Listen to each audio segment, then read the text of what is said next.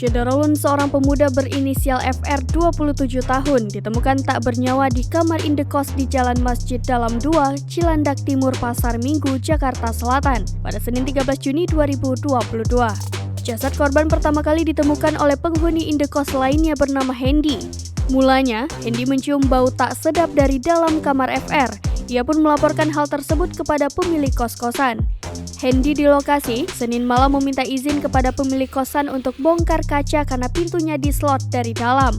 Setelah berhasil membongkar kaca jendela, Hendy masuk dan menemukan FR tergeletak tak bernyawa di dalam toilet. Menurutnya, tubuh FR terlihat sudah membengkak. Mulut dan hidung FR juga mengeluarkan cairan. Ia pun mengungkapkan sehari-hari FR diketahui bekerja sebagai makeup artist atau MUA.